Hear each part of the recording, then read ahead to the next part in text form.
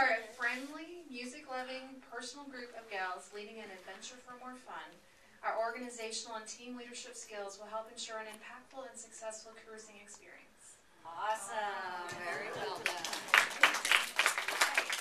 So did everybody on the team contribute an asset on that? I'm so proud of you. Who's next? We are enthusiastic about travel. We are friendly and outgoing, which helps make people feel comfortable on the cruise. We will also make sure everyone has a safe and fun trip. Great, great. Thank you. I like safety first, especially with the rockers. Who's your spokesperson? Okay, that's like at the restaurant. I want to order mine last. Who's your spokesperson, ladies?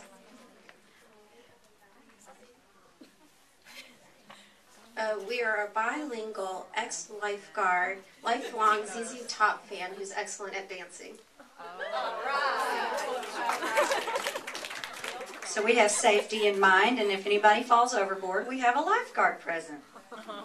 Next. Come on. I know she can go. We rock.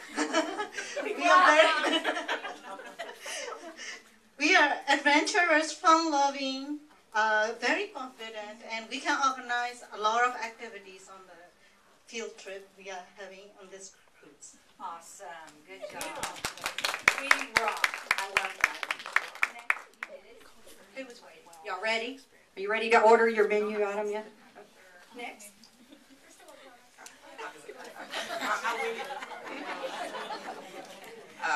We are social, enthusiastic, with positive attitudes, and we love ZZ Top because they're as flamboyant as we are. Awesome. Good job. But can you spin your guitar round and round? We are an enthusiastic, diverse travelers with bilingual abilities to create long-lasting friendships. Awesome. Bilingual, that was a new addition.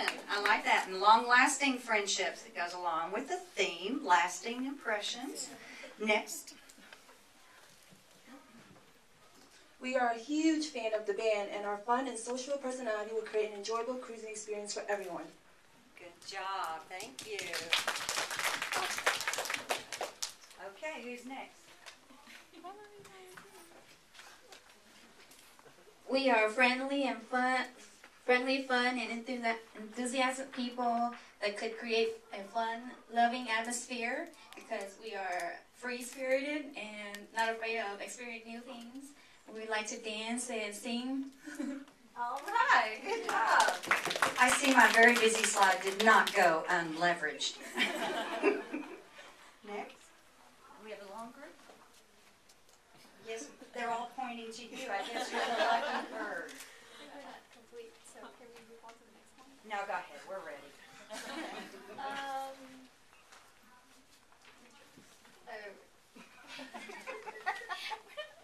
I think she needs to stand up. Okay, give you 30 more seconds. 30 more seconds. Time's going fast. Go. Tick tock, tick tock. Okay. Thank you. With our outgoing personality, our positive attitude, coupled with a detail-oriented and organized approach, we can make this a rockin' cruise. Rockin' cruise. Thank you very much. Have I gotten you yet? Here you go. You thought you were going to be excited. We love to party and have been to many cruises. We know how to organize fun shore excursion. We wish you add fun spirit to the group. Fun spirit. Thank you. I like the short cruise thing. That's a good thing. Who's on here? Hi, y'all. Anyways, we are a fun, easygoing fans of ZZ Top, and we would be a hoot with any group. One of my favorite words, a hoot. Good job.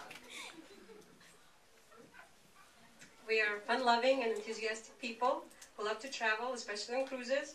We have great outgoing personalities, and we are the very active members of the local ZZ Top fan club.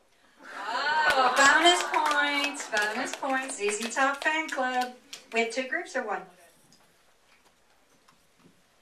We are a great bunch of personable, fun-loving rock and rollers with great passion for ZZ Top. We're looking for a great adventure and a great time. Awesome. Did I get everybody on this side of the room?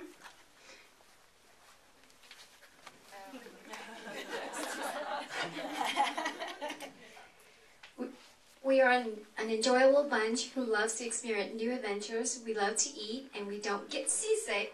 So pick us to be the flamboyant member like ZZ Top gang. All right.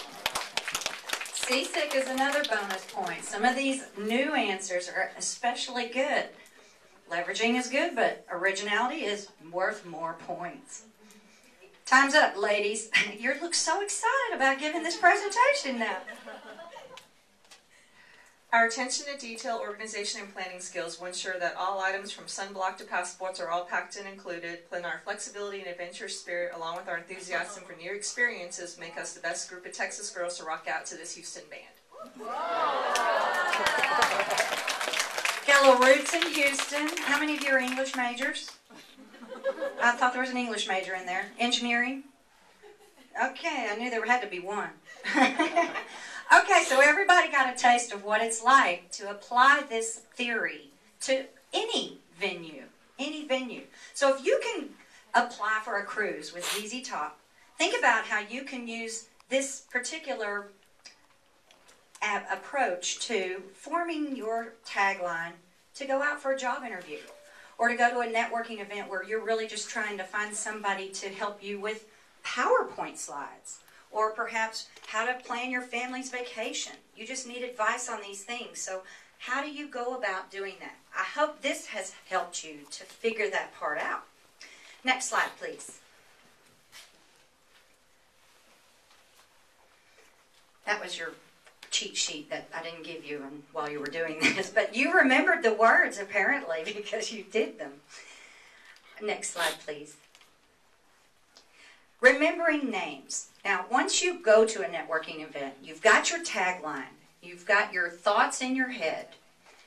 Remembering names is extremely important. If you see somebody and you've seen them 4 or 5 times, you've introduced yourself all 5 times, you've made eye contact, you've shook their hand, you've told them, Karen Shelton again. And the next time you see them, they still don't know your name. It's very, very important for you to pay attention to someone's name. So one of the ways to do that is when you meet them, make sure that you get their name right. As our previous presenters pointed out, listening is very important. Sometimes more important than what you have to say, you must listen. So be sure that you listen to their name. If you don't understand it, ask again. Try to repeat it. They'll correct you if it's not right. And if they don't, say, is that right? And make them tell you when you've got it right. And then when you're talking to that person, repeat that name. So, Angie, what do you do when you're in Raytheon? So, Sharon, how do you spend time with your family? Use that name throughout the conversation. Not only will it reinforce the fact that they know that you've listened to them, it'll help you remember it through repetition. Another trick for remembering names are tricks themselves. When I walked in here, the side of me that you liked better was Karen, the collaborator, who was using all the C words. The alliteration came out, and it helped you to remember my name was. And if you have other ways of remembering somebody, you might use a rhyme. Sharon is pairing with Sheila on this pair's work. I don't know, that was kind of foul, wasn't it? An example might be if somebody has a characteristic. If I thought of a word that rhymed with pregnant, I would come up with it in just a second, but I'm drawing a blank there. Thomas 2, our favorite Thomas 2 here.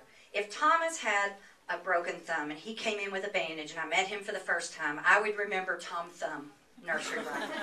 And I would never forget his name was Thomas. So use whatever method comes to you. A physical characteristic, Rosie had red hair. Rebecca had red cheeks. Something about them that will help you to remember their name. And if you came back to that person 30 minutes later, in whatever venue it was, you would still remember what their name was. Now, the next thing that I want to talk about is on the next slide. Meeting strangers, remembering names. I'm presuming that each of you walked in here and sat beside somebody that you know and love, right? I would like for you to walk away from that person, and we're going to spend 3 minutes. I think we're going to run short on time. We're going to spend 3 minutes. I want you to meet at least 3 people that you do not know, and know at least their first name, if not their second name, and at least one thing about them. Let's see if you can do this. Ready, set, go. Mary. Nice to meet you. Jessica.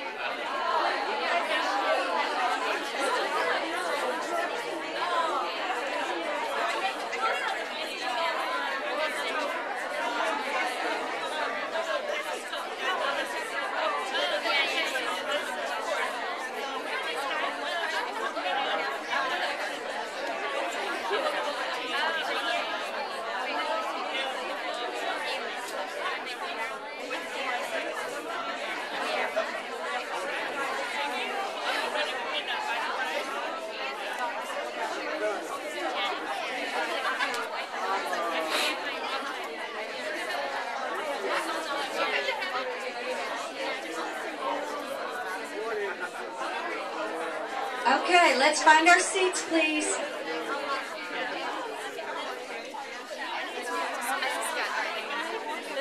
Thanks, everybody, for participating. This is good. Now, what I want you to do is, in your mind mentally, think about how many names you can really remember without looking at your paper. No cheat sheets on this. And I want to ask, who can name 3 people and at least one thing about them? Show of hands. Stand up, actually. If you can name 3 people and something about them. I see 1 person standing, 2 people standing, 3 people. Go ahead. Keep up. Keep up.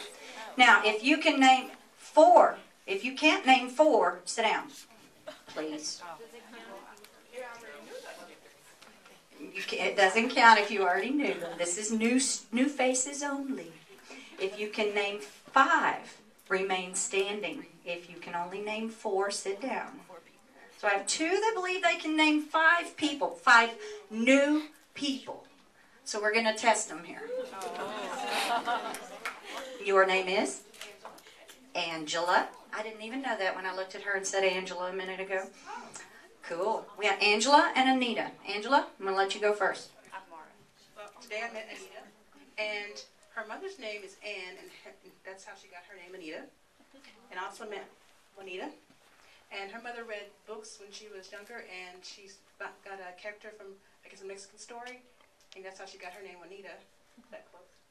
That's 2. I met Sharon. She's at JCPenney with me in finance. And I met Elizabeth.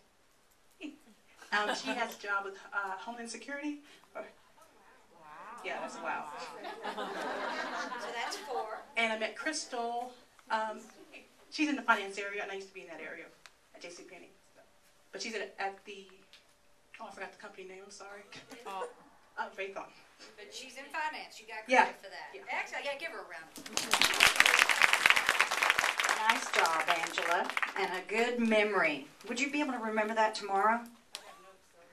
That's the key. That good segue for the next section. Okay, my name is Anita. I met Elsita. She goes by Elsie, which is easier. She likes to salsa. So, salsa after the conference. Go check her out. I met Mylin, not your Lynn, but Mylin. That's a good one. I like it. She likes to eat and probably cook too. So, and I met. Where is? Oh yes. Oh, I know. You're okay. Susan Fournier, who her last name is French, which most people think is from Louisiana, but is actually French Canadian. I met Ta, who is the negotiation demonstrator in the previous workshop, and she is, I believe, a job seeker. And I met you. I've not met you before, and you work at Raytheon, and you're a speaker, and you are a Toastmaster. That counts. Thank you, Anita. Good job. Did you see her put into practice the technique on the remembering? It's not your land, it's my land. That was a good trick. So anything that you can do to help yourself out, don't think you have to be Wonder Woman or Superman. We all need help, and we all need hints. And when you are finished with your networking, you can go back and you can capture all the data that you can possibly capture about that person. You never know when you might need to have somebody that can cook something from another country for an international dinner party you're having. Some of their assets may fit a different venue that you don't even know you're going to yet. So gather all that information, and if you want to be really good about it and organize it, you could file it electronically based on subject matter. You could file it based on, there's the women, there's the men, here are the people that are engineers, here are the people that are accountants, some sort of a database where you could sort it. Just depends on how much networking you want to do and how deep you want to go into your sorting capabilities and your search capabilities. I don't know how much time you have, but if you're looking for work, you probably have enough time to do that. Next slide, please. Be prepared. This is going to be a short coverage, but what I want you to understand is if you have problem feet and have had bunion surgery, you want to wear comfortable shoes like I have.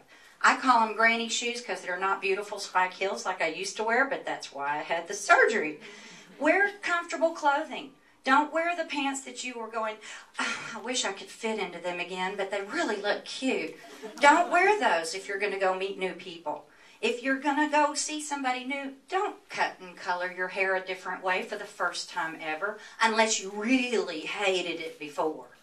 But make sure you give yourself the best opportunity you can to feel comfortable, to feel at ease, and to feel confident in your ability to convey your feelings, your emotions, and your opinions to whoever it is you meet that day. In your handout, there is an additional page on do's and don'ts. Today, I do not have time to cover that, but I would highly encourage each and every one of you to find out a Toastmasters Club. Seek one out and visit it. Maybe it's not for you, but I believe it is for everyone. I've been a Toastmaster since 2005, and it has taught me not only how to stand up here for an hour and talk to you, and did I say at all, Millicent? Were you checking me on us? Did I say you know, or well, or like? These are things that if you practice them a lot, you don't have to think about not doing it. You just practice not doing it, and then it comes naturally to you. If you stand and jingle the change in your pocket, people can't hear what you're saying. All they hear is the change in your pocket. If you constantly fidget with your hair, people are not going to listen to what you're saying. They're going to go, why is she doing that to her hair? So these do's and don'ts, both oral and physical characteristics and habits that you can control, by practicing them are things that Toastmasters can teach you because you don't notice that you do these things yourself. It takes someone else in a very gentle, loving way saying, you did it again, you did it again. And then you correct it. And the leadership skills that you are provided in Toastmasters are phenomenal. You learn so many things about people and leadership roles. I just recommend it to each and every one of you if you want to learn more about how to present yourself and convey your message concisely. Next slide, please. So in summary, if you critically evaluate all of your assets, consider everything, every blessing that you have as a potential asset that might catapult you to another level of success that you have not seen before. Target those assets to specific venues. Find out something about the activity that you're going to do and the type of people that might be there. And if it's a free-for-all, come up with something that's going to grab anybody. You also want to rehearse. Don't underestimate rehearsal. Stand in front of the mirror. Use your family and friends as guinea pigs to listen to your tagline and give you feedback on it. Make adjustments if you need to. But rehearse. The more you rehearse, the more confident you're going to feel when you're out among strangers. And provide yourself a great opportunity to succeed. Don't give yourself challenges because challenges await you everywhere you go.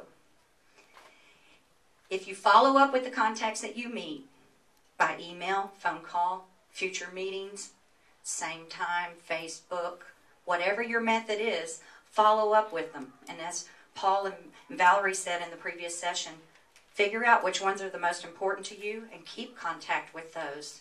And those short-time connections, maybe spread those contacts out.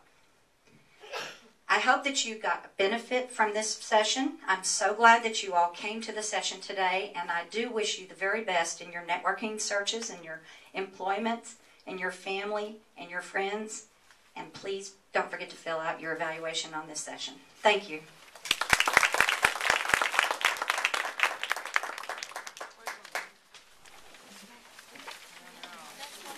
Oh, it's lunch.